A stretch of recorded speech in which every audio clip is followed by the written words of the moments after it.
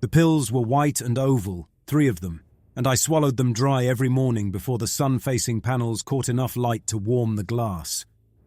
Overlay suppressants. They kept the feedback loops manageable, reduced the static that built up in my language centers overnight while I slept. Without them, I would wake with clicks already forming in my throat, my jaw working through phrases I had not chosen to speak. I stood at the small sink in my quarters and studied my reflection in the mirror above it. 41 years old, 19 of them spent as an interpreter. The face looking back at me had changed in ways I could catalogue if I tried. The economy of expression, the stillness around the eyes, the way I held my mouth in a neutral configuration, even when alone.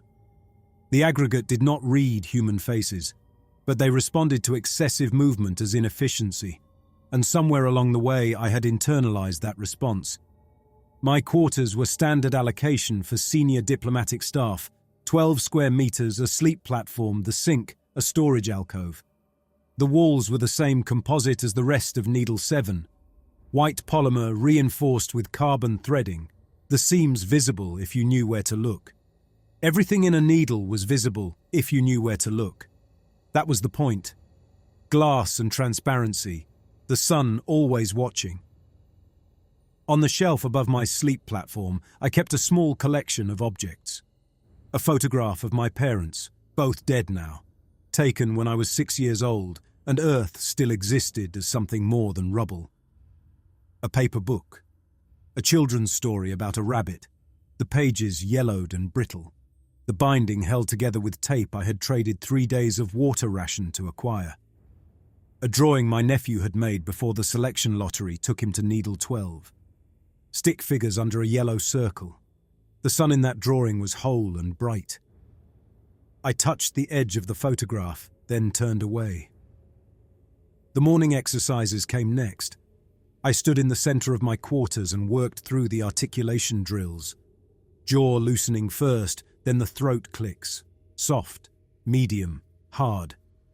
The implant at the base of my tongue vibrated with each sound, translating my approximations into something closer to what the aggregate actually produced. I would never be able to match them perfectly. Human vocal anatomy was wrong for it. The frequencies too narrow, the modulation too slow. But I was the closest thing humanity had to a fluent speaker, and that made me valuable.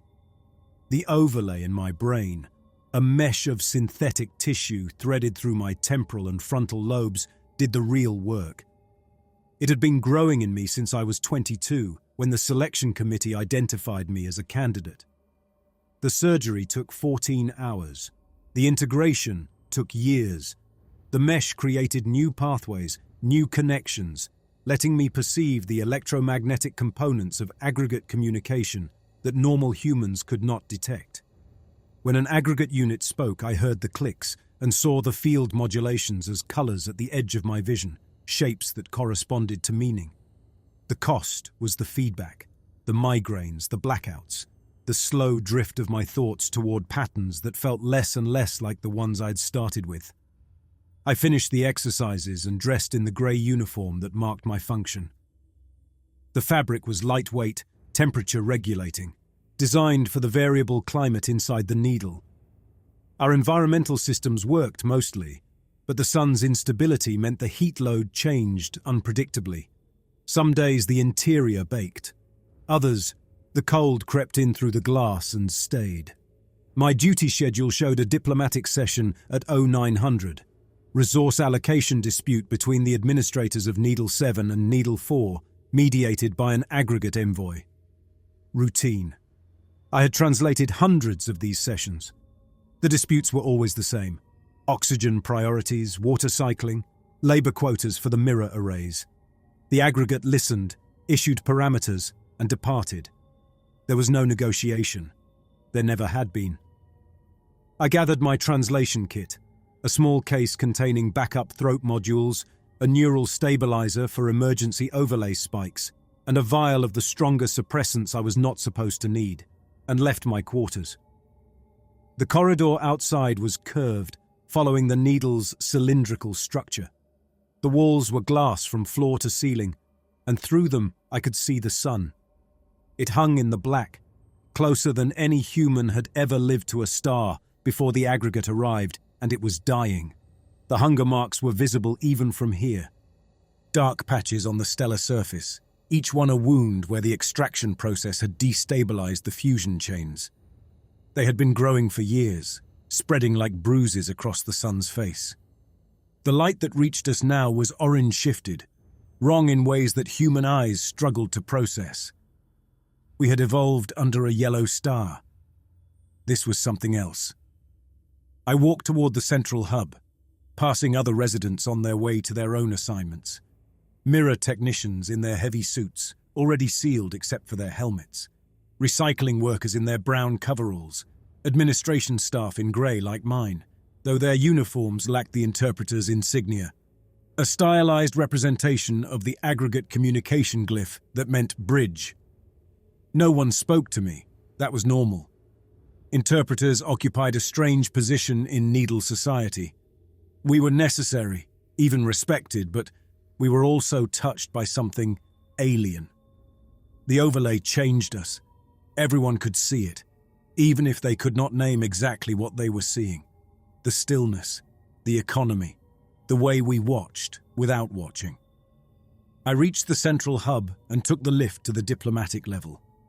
The hub was the Needle's widest point, a sphere roughly 200 meters in diameter, and it housed the administrative functions that kept 8,000 humans alive in a glass tube orbiting a dying sun. The diplomatic level was near the top, close to the docking ports where aggregate shuttles attached when the envoys came. Denner Marsh was waiting outside the conference chamber.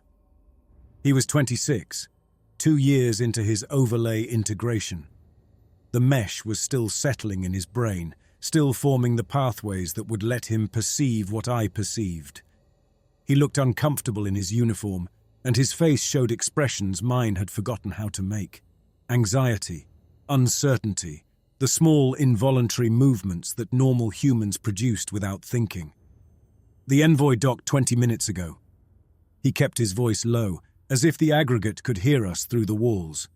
They could not, but the instinct was common among new interpreters. Administrator Cord is already inside with the Needle 4 representative. I nodded. How's the overlay? The same. He touched the back of his head, where the surgical scar was still faintly visible under his close-cropped hair.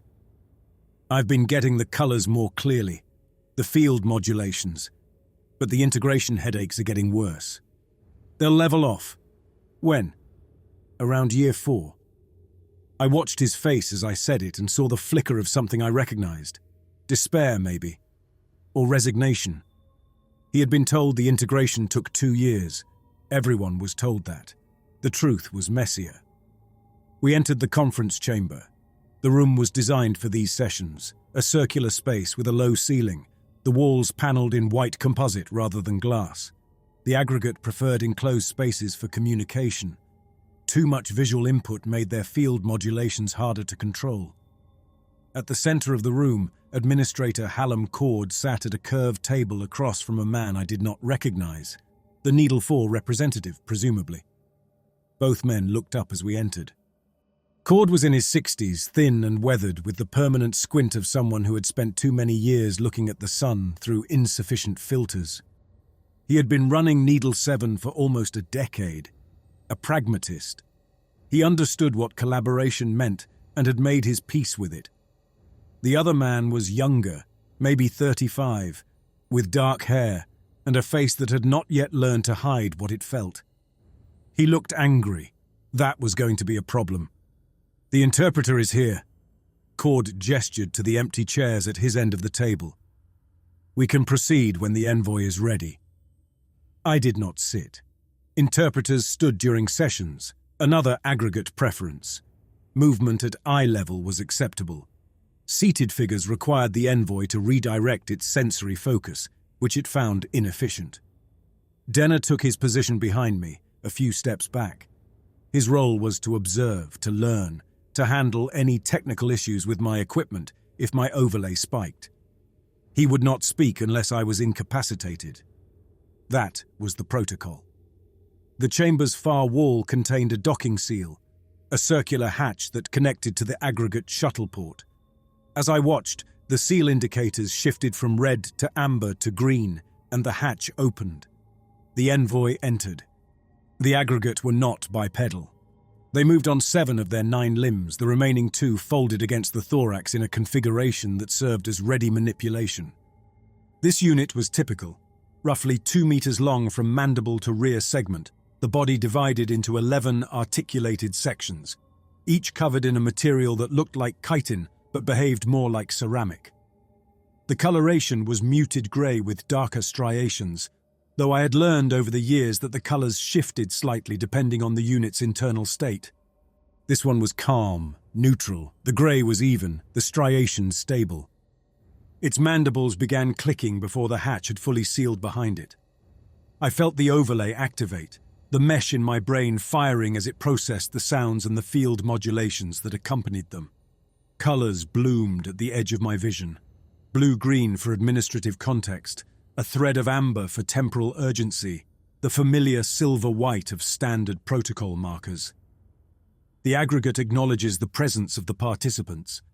I translated as the envoy communicated. The throat implant added the clicks beneath my words, a harmonic layer that the envoy could perceive even if the humans could not. The matter concerns oxygen allocation priority between orbital units 7 and 4. The aggregate will receive parameters from both units and issue determination. Cord spoke first. The dispute was straightforward. Needle 7's population had grown by 300 over the past cycle due to transfers from a decommissioned research station, and the oxygen recycling systems were struggling to keep up. Cord wanted a larger share of the solar-powered electrolysis output that the central processing mothership controlled. The Needle 4 representative, his name was Gareth something, I learned from his opening statement, disagreed. Needle 4 had priority claims dating back 12 cycles. His population was smaller but older, more vulnerable to atmospheric imbalances. I translated both positions into the clicking, modulating language the envoy understood, stripping away the emotional content that humans could not help adding. The aggregate did not process emotion. They processed parameters, efficiency, resource optimization. The human tendency to plead or argue or invoke fairness was noise to them, and part of my function was to filter that noise before it reached them. The envoy listened. Its mandibles were still, the field modulations steady. When both men had finished, it responded. Allocation remains unchanged. I translated its determination. Unit 7 will reduce population by 300 within 2 cycles through standard reassignment protocols. Unit 4 allocation continues at current levels. Gareth looked satisfied. Cord's face showed nothing. He had expected this outcome, or something close to it. The aggregate did not adjust established systems to accommodate human problems. They adjusted humans to fit the systems. The session should have ended there. Standard closing protocols, acknowledgement of determination, the envoy's departure. I had translated the closing phrases thousands of times.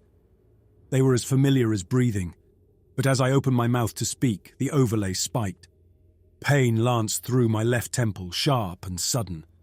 The colours at the edge of my vision flared, blue-green burning to white. I heard Denna's voice behind me, distant and distorted, asking if I was all right. The envoy's mandibles were clicking, but the sounds were wrong, the frequencies shifting into ranges I had never perceived before. Then I was somewhere else.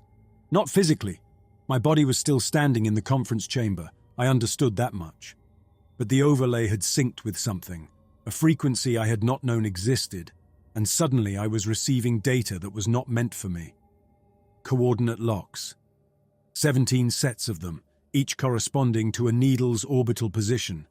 I recognized the syntax, standard aggregate navigation formatting, but the context was wrong. These were not trajectory adjustments. They were release parameters, detachment protocols. A countdown sequence scrolled through my awareness, numbers that I perceived as colors and textures rather than digits. 43 days. 43 days until something happened to all 17 needles simultaneously. And then a status code I knew. I had seen it in old training materials, historical records from the early years of occupation, an evacuation protocol. Except the protocol was not for evacuating humans from the needles. It was for releasing the needles from the aggregate's control network. The vision lasted 11 seconds. I know because Denner told me later after I woke up on the floor of the conference chamber with his hands on my shoulders. Medical emergency. He was talking to Cord or maybe to the envoy. Overlay Spike, he needs the stabilizers. I reached up and grabbed his wrist. Don't. You had a seizure. I'm fine. The clicking had stopped. I looked past Denner and saw the envoy watching us, its mandibles still, its posture unchanged. Waiting. Assessing. I forced myself to stand. The room tilted, then stabilized. The colors at the edge of my vision were fading, the overlay settling back into its normal patterns. My apologies. I addressed the envoy directly, switching to the clicking language, letting the throat implant carry the modulation. Minor technical malfunction. The session may conclude. The envoy studied me for a moment that stretched longer than it should have. Then its mandibles moved in the gesture that served as acknowledgement, and it turned and departed through the docking seal. Cord was standing now, his face showing concern for the first time since I had known him. Talik, what happened? Overlay feedback. It happens sometimes with extended integration. I'll report to medical for a diagnostic. Do that. He hesitated, as if he wanted to say something else, then shook his head. I'll log this as a minor incident. No need to complicate the record. I understood what he was offering. A clean record meant continued function. A complicated record meant review, assessment, possibly replacement. Interpreters with medical issues did not last long. The aggregate valued reliability above all else. Thank you. I turned to Denner. Walk with me. We left the chamber together. The corridor outside was empty. Standard protocol cleared the diplomatic level during sessions, and our footsteps were the only sound. Denner waited until we had reached the lift before he spoke. That wasn't normal feedback. No. I pressed the lift control, watched the indicator rise toward our level. It wasn't. What did you see? The lift arrived. The doors opened. I stepped inside and waited for him to follow before I answered. I don't know yet. The doors closed, and we began to descend. But I'm going to find out. Through the lift's glass panels, I could see the sun. The hunger marks seemed larger than they had this morning, darker, spreading across the stellar surface like something growing. The light that reached us was the color of dying embers. 43 days. The number burned in my memory like a brand. I did not report to medical. Instead, I went back to my quarters, locked the door, and began to search. The maintenance archives were stored on isolated servers 3 levels below the diplomatic wing. Access required senior staff credentials, which I had, and a stated purpose, which I invented. Historical analysis of resource allocation patterns for an upcoming interneedle coordination session. Bureaucratic enough to be boring, specific enough to justify the data I needed to see. I sat at a terminal in the archive room, a narrow space lined with humming storage units, the air cool to protect the hardware, and began pulling records. Power routing first. The needles drew their primary energy from the aggregate's central processing mothership, a vast structure that hung between us and the sun, like a dark wound in the light. Solar collectors on the mothership's surface harvested plasma directly from the star, converted it to forms the aggregate could use, and distributed a fraction to the 17 human habitats as part of what the official communications called the symbiotic arrangement. We received enough to survive. They received everything else. The routing logs showed the expected patterns for the past 5 cycles. Steady distribution, minor fluctuations during solar storms, the occasional priority shift when one needle's systems failed and required emergency supplementation. Normal. Predictable. Then I looked at the hardware modification requests. 18 months ago, Needle 7's engineering team had received authorization to install backup power coupling on the primary life support systems. The request originated from the Aggregate Liaison Office, my office, technically, though I had never seen it. The stated purpose was redundancy improvement, standard maintenance. I searched for similar requests across the other needles. Found them. All 17 habitats had received identical authorizations within a 30-day window, all originating from Aggregate Liaison Offices, all citing redundancy improvement. The backup couplings would allow the needles to run on internal reserves if the primary connection to the mothership was severed. Not for long. The reserves held perhaps 72 hours of full operation, less if the solar collectors on our own hulls could not compensate, but long enough for an orderly transition. Except there was nowhere to transition to. The needles were not ships. They had no propulsion beyond the attitude thrusters that kept them oriented toward the collection arrays. If the mothership disconnected us, we would drift. The sun's gravity would eventually pull us in, but long before that, the cold would kill us. Without the mothership's energy distribution, our internal systems would fail within days. I kept searching, found more modifications. Atmospheric processors upgraded to function independently. Water recycling units fitted with solar direct power options. Communication arrays reconfigured with isolated broadcast capabilities. The aggregate had been preparing the needles for separation. Quietly, methodically, over 18 months. And they had done it through us. Through human engineers following aggregate-authorized work orders, never questioning why redundancy improvements were suddenly a priority across all 17 habitats simultaneously. I sat back from the terminal and stared at the data on the screen. The numbers were clear. The pattern was undeniable. 43 days. That was not the start of the plan. That was its culmination. I erased my search history, logged out of the archive system, and left the room.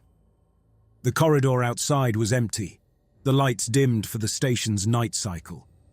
Through the glass walls, the sun hung in the darkness, its surface mottled with spreading wounds. I needed to see it closer. The mirror crews worked in 6-hour rotations, 4 teams cycling through the exterior maintenance schedule that kept Needle 7's collection arrays properly aligned. The work was brutal. Radiation exposure that accumulated faster than the medical staff could treat. The psychological weight of laboring under a dying star while knowing your effort fed the things that were killing it. I requested permission to observe a maintenance rotation. The official reason was diplomatic. I needed to understand mirror operations for an upcoming resource discussion with the aggregate. The shift supervisor, a man named Coral with radiation scars across his cheeks and hands, looked at me like I had asked to tour a slaughterhouse. "You want to go outside? I need to observe the process directly. Interpreters don't do exterior work. I'm not asking to work, just to watch." He shrugged and handed me a suit assignment. "Stay close to the tether lines. Don't touch anything. If your overlay spikes out there, we're not coming back for you." The suit was heavier than I expected. 30 kilograms of radiation shielding, life support, and communication equipment. It took me 20 minutes to get into it, longer than it took the regular crew. They watched me struggle with the seals and said nothing. Interpreters were not part of their world. We lived in conference rooms and diplomatic chambers, translating words while they burned under the sun. The airlock cycled, and we stepped outside. I had seen the sun through glass my entire life. Every needle was designed to maximize exposure. The aggregate wanted us to see what we were feeding, wanted us to understand our function in the system they had built. But glass filtered. Glass softened. Glass kept the star at a distance that the human mind could process. Out here, there was no distance. The sun dominated the entire view. It was not the yellow star I had seen in old photographs, the one that had warmed Earth for 4 billion years before the aggregate arrived. This sun was orange and mottled, its surface scarred with dark patches that spread like rot through fruit. The hunger marks. Up close, I could see that they were not simple dark spots, but complex structures, regions where the fusion process had been disrupted, where the plasma extraction had torn holes in the stellar atmosphere that might never heal. The light was wrong. My suit's visor filtered the worst of the radiation, but even through the darkened glass, I could see the color shift. Orange bleeding toward red at the edges. The star was cooling, dying faster than any natural process would account for. The mirror array stretched out below us, hundreds of reflective panels arranged in a vast parabolic curve, each one capturing sunlight and redirecting it toward the collection nodes on the aggregate mothership. The mothership itself was visible as a dark crescent against the stellar disk, so large that it cast a shadow across a portion of the sun's surface. I'd seen it from inside the needle countless times, but out here, with nothing between us, the scale became real. The thing was the size of a small moon. It had been drinking from our star for 23 years. The crew moved along the tether lines, adjusting panels. Each mirror had to be repositioned every 6 hours as the needle's orbit shifted, the angles recalculated and corrected by hand. The aggregate had the technology to automate the process. I'd seen their automated systems, elegant and precise, but they chose not to. The labor was part of the tribute, human effort converted to energy, human attention focused on service. I watched a technician named Bray work on a panel near the edge of the array. He moved carefully, his suit jets firing in small bursts to maintain position while his hands made the adjustments. The panel was larger than he was, a sheet of polished composite that caught the dying sunlight and threw it back toward the mothership. His suit alarm started beeping. I heard it over the shared comm channel, a high, rapid tone that meant seal integrity failure. Bray heard it too. His hands stopped moving. His helmet turned, looking for the breach. "Bray, report!" Carell's voice was calm but tight. "Visor seal. Something's wrong with the..." The visor cracked. I watched it happen. A line appeared across the curved surface, thin as a hair, and then the vacuum did what vacuum does. The pressure differential pulled the crack wider. I heard the violent hiss of escaping air as his suit's emergency systems failed to compensate for the sudden pressure drop. "Bray, hold position. We're coming to you." But they were not fast enough. The tether lines were designed for controlled movement, not emergency response. By the time the nearest crew member reached Bray's position, the visor had failed completely. Decompression in vacuum takes longer than the videos suggest. The body does not explode. The blood does not boil, not immediately. What happens is slower and worse. I watched Bray's face through the shattered visor as the air left his lungs, as the pressure dropped, as the capillaries in his eyes ruptured and his skin began to swell. He was conscious for most of it. His mouth moved, forming words that the vacuum stole before they could reach the comm. 9 seconds. That was how long it took for his movements to stop. The crew retrieved his body. They had a procedure for it, a body bag that attached to the tether line, a series of steps that they performed. This was not the first time. Their movements said that clearly. This was routine. I helped where I could, holding the bag open while they maneuvered Bray's swollen corpse inside. His face was unrecognizable now, the features distorted by vacuum exposure. The man I had watched adjust mirrors 10 minutes ago was gone, replaced by something that barely looked human. We finished the rotation. The panels still needed adjusting. The sun still needed feeding. Bray's death would be logged as acceptable operational loss, the phrase I had translated 100 times, the clinical language that stripped humanity from human death. The airlock cycled. The crew removed their suits in silence. Carell looked at me as I struggled out of my own equipment. "Now you've seen it." I had nothing to say. I left the suiting area and walked back toward the diplomatic level, Bray's distorted face still vivid in my memory. The glass walls showed me the sun, the hunger marks, the dark crescent of the mothership. Administrator Cord found me in my quarters an hour later. I had not reported to anyone after the mirror walk. I had simply returned to my room, locked the door, and sat on my sleep platform, staring at the photograph of my parents. They had died in the early years, during the construction of the first needles. Acceptable operational loss. The phrase applied to them too. The door chimed. I checked the identifier and considered not answering. Cord's voice came through the speaker. I know you're in there, Talek. Open the door. I opened it. He stood in the corridor, his thin frame outlined by the glass walls behind him, the sun casting his shadow long across the floor. I heard about the mirror walk. He stepped inside without waiting for an invitation, the door closing behind him. Coral sent me a report. He said you watched a man die and then helped bag the body. I did. Why were you out there? I needed to understand the operation better. You've been translating mirror allocation disputes for 15 years. What suddenly required understanding? I saw the coordinate locks and countdown sequence from the priority channel, numbers that had become a constant rhythm in the back of my mind. On the fourth day, I started working. The approved text was efficient. The aggregate had drafted it themselves, or rather had generated it through whatever process they used to produce human language communications. The syntax was technically correct but slightly wrong in ways that normal humans would not consciously notice. Word order that felt unnatural. Emphasis patterns that did not match how people actually spoke. My job was to smooth those edges, to make the message sound like it came from a human voice, rather than an alien intelligence that viewed us as a resource to be managed. The solar variations currently observed fall within acceptable operational parameters. The aggregate remains committed to the productive relationship established with human populations. Adjustments to energy distribution are being implemented to ensure continued stability.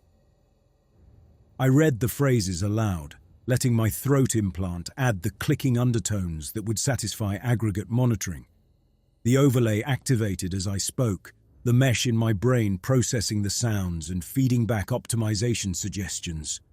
Smoother transitions, cleaner rhythm, the language reshaping itself into something the aggregate would find efficient.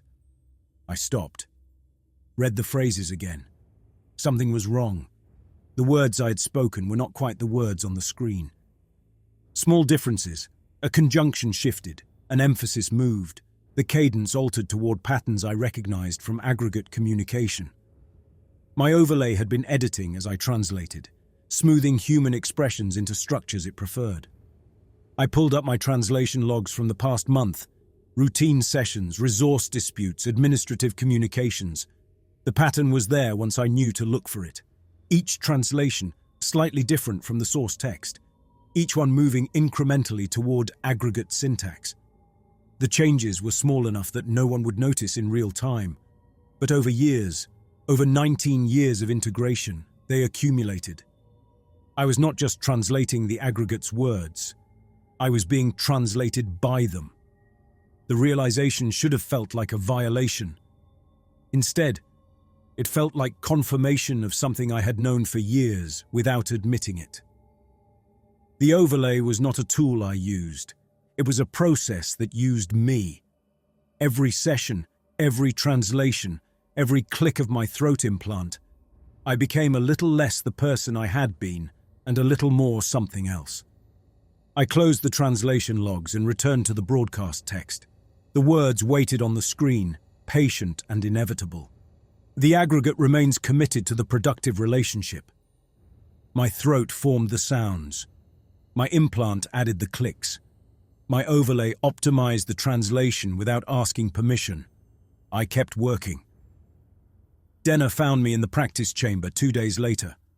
The chamber was a small room adjacent to the broadcast studio, soundproofed and equipped with monitoring equipment that let interpreters rehearse translations while checking their overlay stability. I had been there for 6 hours, running through the broadcast text until my voice was hoarse and my implant ached from overuse. The door opened behind me. I did not turn. You've been in here since 0400. Denner's voice was careful, the tone he used when he was uncertain how I would react. The monitoring staff are starting to ask questions. Let them ask. Talik. He stepped closer. I heard his footsteps on the composite floor, felt his presence at the edge of my peripheral vision. Something's wrong. You've been different since the seizure in the diplomatic session. Different since the mirror walk. I stopped the playback and turned to face him. He looked tired. The integration headaches were getting worse. I could see it in the tightness around his eyes. But beneath the fatigue was something else. Suspicion. The beginning of understanding. What have you heard? I work in the same office you do. I see the same system alerts. He crossed his arms over his chest, a defensive posture that the aggregate would have flagged as inefficient. The modification orders, the backup power installations, the way the engineering teams have been working double shifts for months without explanation. Those are standard redundancy improvements. No, they're not. His voice hardened. I checked the historical records. There's never been a system-wide redundancy push like this. Not in 23 years of occupation. Something is happening, and you know what it is. I could have lied to him. The lie was already forming in my mind, smooth and plausible, shaped by years of diplomatic training, a reasonable explanation, a dismissal of his concerns, a reassurance that everything was proceeding normally. The overlay would help me sell it. The overlay was very good at helping me lie. Instead, I told him the truth. Not all of it. I kept the priority channel data to myself, the specific coordinates and countdown sequence. But enough. The pattern of modifications, the timeline I had inferred, the broadcast I was preparing to deliver 2 days before the needles would be cut loose. Denner listened without interrupting. His face cycled through expressions I remembered having once: shock, denial, anger, before settling into something harder. How long have you known? Since the seizure. 12 days. And you've been preparing the broadcast anyway, the one that tells everyone everything is fine. Yes. Why? The word came out sharp, almost a shout. The overlay had not smoothed that response out of him yet. Why would you help them? Why would you stand there and lie while they... Because warning them through the broadcast won't work. I kept my voice level, the way I had learned to keep it during difficult translations. The aggregate monitors all transmissions. Any deviation from approved content triggers countermeasures. If I try to warn people through the official channels, the broadcast gets cut, I get terminated, and they send someone else to deliver the approved message. Nothing changes except I die faster. Then find another way. Use a private channel. Contact the other needles directly. Do something. There is no private channel. The aggregate controls all communication between needles. They designed it that way. I watched his face as the implications settled in. There's no way to warn anyone that they won't detect. There's no way to resist that they won't crush. 3 needles tried in the early years. 4,000 people died in a single day. That's the only outcome resistance produces. Denner stared at me.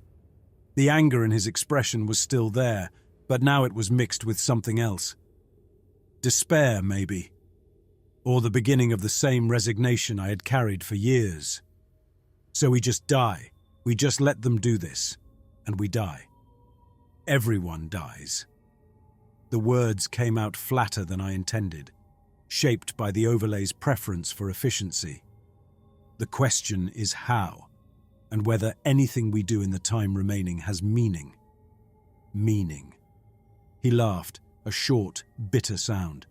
You've spent 19 years helping them manage us, translating their orders, smoothing over their demands, and now you want to talk about meaning. I had no answer for that. He was right. Every word of it was true. You understand them so well. His voice dropped, the anger fading into something colder. Maybe you'll understand why they don't need us anymore. He left. The door sealed behind him. I stood alone in the practice chamber, the broadcast text still waiting on the screen, and tried to remember what it had felt like to be the person I was before the overlay changed me. I requested a session with the aggregate envoy the following day. The request was logged through standard channels, framed as preparation for the upcoming broadcast. I needed to ensure my translation captured the aggregate's intent precisely. I wanted to review certain phrases, confirm the emphasis they preferred, demonstrate my continued commitment to accurate communication. All of it plausible. All of it designed to get me into the same room with the envoy one more time. The session was scheduled for 1500 hours. I spent the morning preparing, not the broadcast, but myself. Reviewing old translations, reminding myself of the envoy's communication patterns, the subtle variations in its clicking that might indicate internal states the aggregate did not acknowledge having. If there were answers to be found, they would come through observation, not questions. The diplomatic chamber was the same as always. White walls, low ceiling, the docking seal at the far end. I stood in my usual position, overlay active, throat implant ready. Denner was not with me. He had refused to participate, claiming integration headaches, and I had not pushed. Whatever happened in this session, I would face it alone. The seal indicators shifted. The hatch opened. The envoy entered. It looked the same as it always did. Grey carapace, darker striations, 7 limbs moving in the smooth coordination that made aggregate locomotion seem almost liquid. But as it crossed the threshold, I noticed something I had never registered before. A slight variation in its colouring. The grey was not quite even. There were patches where the pigmentation was lighter, areas where the chitin had been replaced or repaired. This was not the same unit I had worked with for 19 years. This was a different individual, wearing what I had assumed was a consistent identity like a mask. The envoy's mandibles began clicking. I translated automatically, the overlay processing the sounds and field modulations into meaning. The interpreter has requested consultation regarding the population broadcast. Yes. I kept my response neutral, professional. I want to ensure my translation serves the aggregate's purposes optimally. There are certain phrases I wish to review. We went through the text together. I asked questions about emphasis, about word choice, about the specific emotional registers the aggregate wanted the message to evoke. The envoy answered, offering parameters without explanation, guidance without justification. I watched its colouring as we worked. The variations were subtle but consistent. Stress patterns, I realised. Areas where the carapace had been damaged and regenerated, perhaps from integration with the larger aggregate consciousness, perhaps from something else entirely. The broadcast system, I said, framing the question carefully. I understand it reaches all 17 needles simultaneously. How is deviation from approved content detected? The envoy's mandibles paused, a moment of stillness that I recognized as consideration. All transmissions pass through central processing before distribution. Content analysis is continuous. Deviation triggers immediate correction. And the correction process? Transmission suspension, source isolation, replacement with approved content from backup interpreters. I nodded as if this were merely technical clarification. The broadcast system was a closed loop, monitored at every point. There was no way to slip a warning through without detection, but the envoy had said something else. Backup interpreters. The phrase implied contingency, preparation for my failure. If I am unable to complete the broadcast, I asked, who provides the backup? Interpreter Marsh has been designated as secondary. His integration is insufficient for primary functions, but adequate for emergency substitution. Denner, of course. They had been preparing him to replace me all along. I let the silence stretch for a moment, then asked the question I had come here to ask. The modifications to the needle systems, the backup power couplings, the independent atmospheric processing, what is their purpose? The envoy's colouring shifted, lighter patches appearing along its thorax, a stress response I had never noticed before. Its mandibles moved in a pattern I had not heard in 19 years of translation. The interpreter's query exceeds operational relevance. I'm preparing a broadcast that assures the population of continued stability, Understanding the system modifications would help me deliver that message convincingly. Another pause. The field modulations around the envoy intensified, colors blooming at the edge of my vision. Not the usual administrative blue-green, but something darker, threaded with amber urgency. The modifications ensure continued needle function during the transition period. Transition to what? Independent operation. The words hung in the air between us. I had known this. I had inferred it from the archive data, confirmed it through the patterns I had observed. But hearing the envoy state it directly was different. The aggregate did not lie. They did not soften. They simply reported parameters. And after the transition, what happens to the needle populations? The aggregate's operational requirements in this system will be complete. Human populations will continue under their own management. Their own management. In habitats designed for external power supply, orbiting a dying star that could no longer sustain them. Continue was a generous word for what would happen. The interpreters, I asked. What happens to us? The envoy's mandibles clicked in a pattern I recognized. Assessment. Evaluation. Interpreters with sufficient integration retain value for future operations. The aggregate's expansion continues beyond this system. Communication specialists are required. I understood what it was offering. Survival. A place on the mothership when the needles were cut loose. Continued function, continued purpose, continued existence, while everyone I had ever known froze in the dark. What level of integration qualifies? Your integration exceeds minimum requirements. The envoy's coloring stabilized, the stress patterns fading. Interpreter Marsh does not qualify. The offer extends to you alone.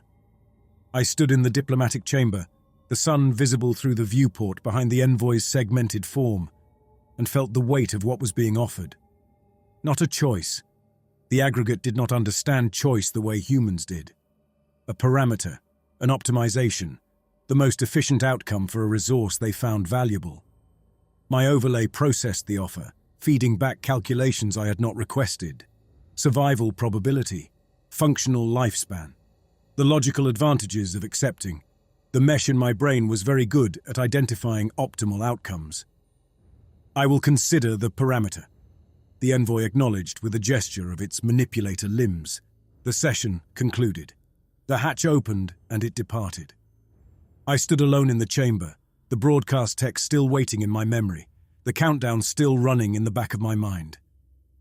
I found Denner in the observation gallery on Needle 7's upper levels, a curved space with floor-to-ceiling glass that offered an unobstructed view of the sun and the mothership's dark crescent. He was standing with his back to the door, his silhouette outlined against the dying light. I told him about the session, the envoy's confirmation of the detachment, the offer of survival, the fact that he did not qualify. He listened without turning around. When I finished, his voice was quiet. So you can live. If you help them.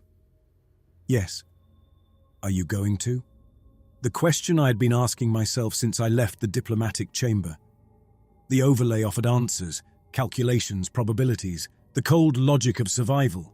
But beneath the mesh, in whatever remained of the person I had been before integration, something else was forming. Not an answer, a question. I don't know yet. Denner turned to face me. The dying sunlight caught his features, highlighting the fatigue and the anger and something else I recognized. Hope. The stubborn, irrational hope that humans clung to even when logic said there was none. The broadcast system is monitored. You said there's no way to warn anyone through official channels. He stepped closer, his voice dropping. But you're the only interpreter with full integration, the only one who can translate at the level the aggregate requires. What happens if you don't deliver the broadcast at all? They use you as backup. My integration isn't sufficient. You heard the envoy. I'm adequate for emergency substitution, not primary functions. His eyes held mine. If I deliver the broadcast, it won't be as convincing. The translation will be rougher. The overlay optimization won't be as smooth. People might notice something is wrong. And then what? They still can't do anything about it. There's still no way to resist. Maybe not. He glanced at the sun, the hunger marks visible even through the filtered glass. But at least they'd know. At least they wouldn't spend their last days believing the lie. The envoy offered me survival, I said slowly. Continued function, a place on the mothership. I know. If I refuse, if I do something to disrupt the broadcast, I lose that. I die with everyone else. I know. That's why you're the only one who can decide. The sun burned through the glass, orange and dying, its surface scarred with the wounds of 23 years of extraction. The mothership hung against it like a parasite, drinking the last of what our star had to offer. 34 days. The countdown continued. I looked at Denner, this younger version of myself, still angry, still hoping, still human in ways I had forgotten how to be. The overlay offered its calculations. The mesh suggested optimal outcomes. But beneath all of it, in the small space where the person I had been still existed, something was becoming clear. The aggregate had offered me a parameter, a logical choice, an efficient outcome. I was going to give them something they did not understand. The broadcast studio occupied a sealed chamber at the center of Needle 7's communication hub. No glass walls here. The room was built for function, not transparency. Transmission arrays lined the curved ceiling, their surfaces dark until activation. Monitoring stations ringed the perimeter, each one staffed by technicians who would manage the signal distribution to all 17 needles. I stood at the center of the room, on a raised platform designed to place the speaker at optimal height for the recording equipment. The platform was made of the same white composite as everything else in the needle, but someone had added a thin carpet, grey, worn at the edges, to make it feel less sterile, a human touch in a space built for aggregate purposes. The envoy watched from a communication alcove on the far wall. Its mandibles were still, its colouring neutral, but I could feel its attention like pressure against my skin. The overlay registered the electromagnetic field modulations surrounding it. Calm, expectant. The patient waiting of an intelligence that measured time differently than humans did. 2 days. 2 days until the detachment. 41 days since the seizure that had shown me what was coming. Denner stood in the technical booth, visible through a reinforced window to my left. His hands moved across the control surfaces, running the pre-broadcast diagnostics that would ensure the transmission reached every needle without distortion. His face was carefully blank, but I could see the tension in his shoulders, the way he held himself too still. We had not spoken since the observation gallery. There had been nothing left to say.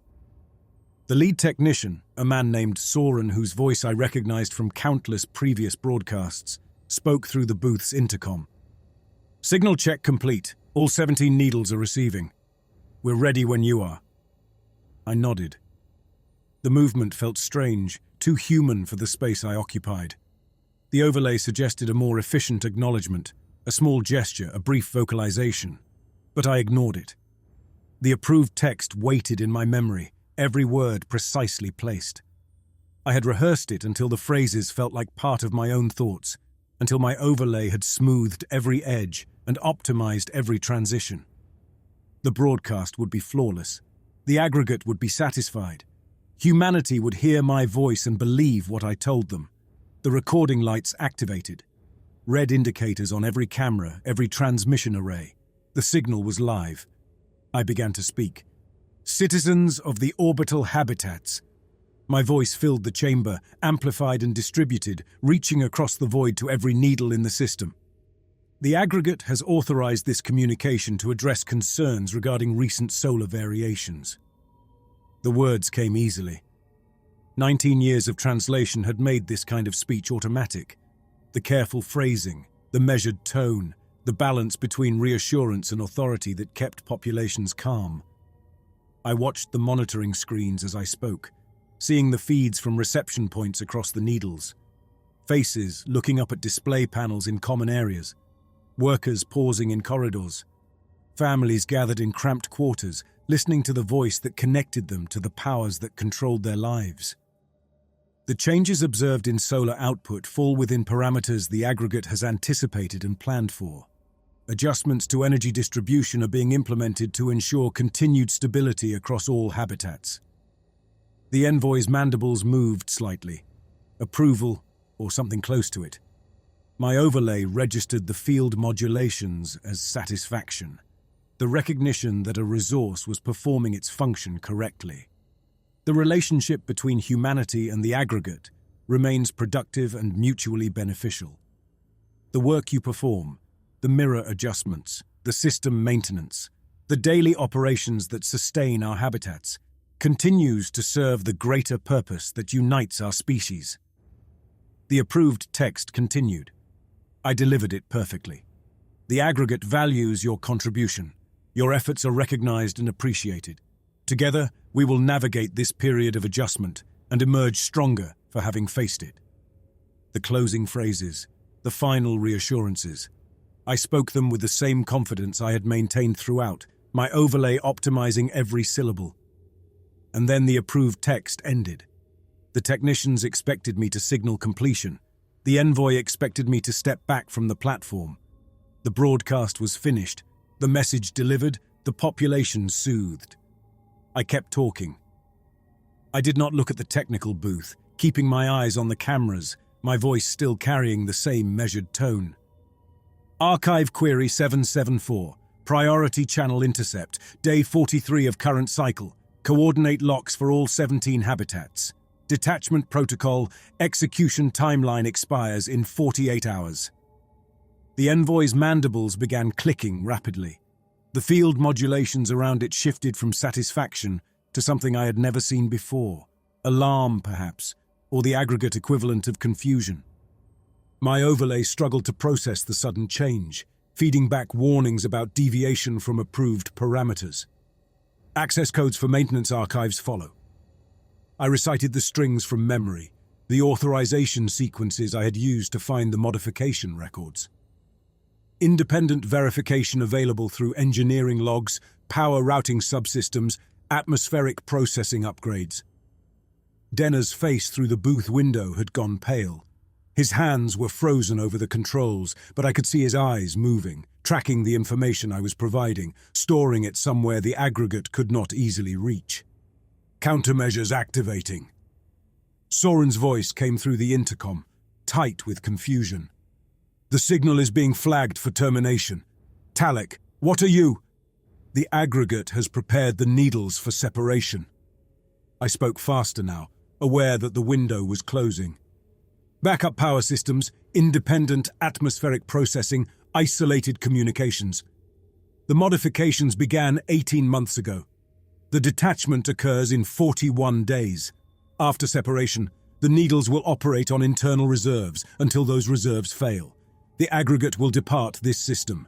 Humanity will not be accompanying them. The transmission indicators began shifting from green to amber. The aggregate's monitoring systems were responding, preparing to cut the signal and replace my voice with approved content. I had seconds remaining. I looked directly at the camera.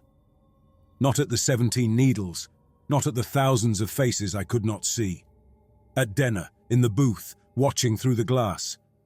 I spent 19 years becoming what they needed me to be. I translated their words and smoothed their demands and helped them manage us like livestock. The overlay was screaming warnings now, the mesh in my brain firing in patterns that felt like pain. I told myself I understood them. I told myself that understanding made me valuable, made me safe, made me something more than what we were. The indicators went red. The transmission was being terminated. I was wrong. The words came out in a rush, fighting against the countermeasures. Understanding them was never the point. They understood us perfectly. They knew exactly what we would accept, what we would believe, what we would do to survive. And they used that knowledge to... The signal cut. The chamber fell silent. The recording lights went dark. The monitoring screens showed static where the needle feeds had been, the connections severed by aggregate override.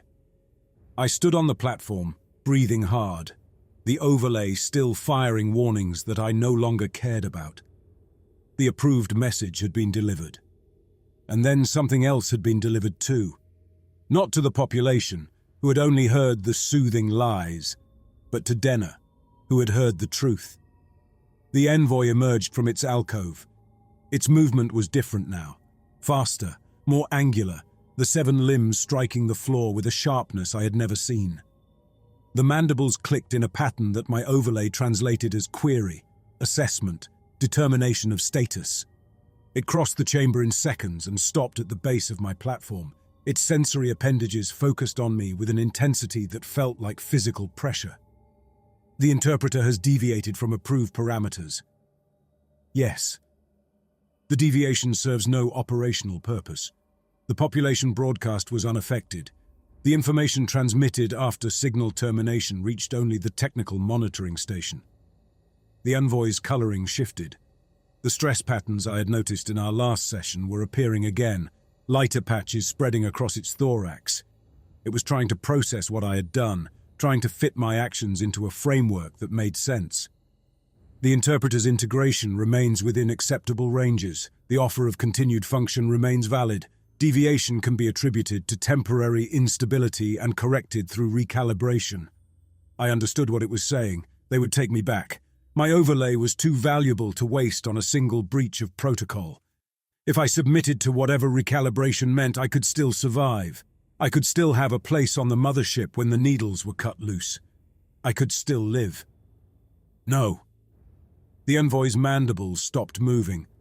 The field modulations around it flattened into something my overlay could not pass, a configuration it had no reference for, a state the aggregate had never shown me in 19 years of translation. Clarify. I'm refusing the offer. I stepped down from the platform, bringing myself closer to the envoy's level. Its sensory appendages tracked my movement, but it did not retreat. I'm not going with you. I'm staying here. The interpreter's choice is suboptimal. Remaining with the needle population ensures termination within 72 hours of detachment. The offer of continued function ensures survival. I know. Then the choice is irrational. I looked at the envoy, this creature that had been my counterpart for 19 years, the representative of an intelligence that had consumed civilizations and drunk stars and reduced humanity to livestock tending solar mirrors. It was trying to understand me. It was failing. You're right, I said. It's completely irrational. It serves no operational purpose. It doesn't save anyone, doesn't change anything, doesn't alter the timeline or the outcome. The envoy waited. Its mandibles were still, its coloring unstable, the stress patterns spreading. But it's my choice. I felt something I had not felt in years, not the overlay's optimization, not the mesh's suggestions, but something older and simpler. You don't understand that, do you? You understand efficiency. You understand parameters. You understand optimal outcomes and resource management and the logical progression from input to output. But you don't understand why someone would choose something that doesn't serve any purpose except being chosen. The envoy's field modulations intensified, colors blooming at the edge of my vision in configurations I had never seen. It was not angry. I did not think the aggregate experienced anger, but it was something. Confused, perhaps, or as close to confused as an intelligence that had crossed galaxies could get. The interpreter will be detained for assessment. Its mandibles resumed clicking, the pattern shifting to administrative protocol. Determination of continued utility will follow standard evaluation procedures. I did not resist when the security units entered the chamber. They were human, needle residents assigned to aggregate enforcement, wearing grey uniforms with insignia that marked them as liaison staff. They did not speak as they took positions on either side of me. As they escorted me toward the exit, I looked back at the technical booth. Denner was gone. The control station where he had been standing was empty, the displays still showing the static of a severed transmission. He had the data, the archive queries, the access codes, the coordinate locks. He had everything I had been able to transmit before the countermeasures engaged. I did not know what he would do with it. I did not know if it would matter. But he had it. And whatever came next, whatever he chose to do, it would be his choice. Human. Free. The one thing the aggregate could not optimize away. The detention area was a small compartment near the hub's lower levels, a space I had never seen, though I had known it existed. Every needle had facilities for containing residents who became problems. The aggregate preferred compliance through management, but they planned for alternatives. The compartment was 3 meters by 3 meters with a sleep platform, a sanitation unit, and a single viewport. The viewport was small, perhaps 30 centimeters across, but it faced the sun. I wondered if that was intentional, a reminder of what we were, of what we served, of what was killing us. I sat on the sleep platform and watched the dying star. The hunger marks had spread further since the last time I had looked closely. Dark wounds covering nearly a third of the visible surface now, the orange light dimming towards something redder, colder. The mothership's crescent was visible at the edge of the viewport, still feeding, still drinking, still taking what remained. The overlay was quiet now. The warnings had faded, the optimization suggestions gone silent.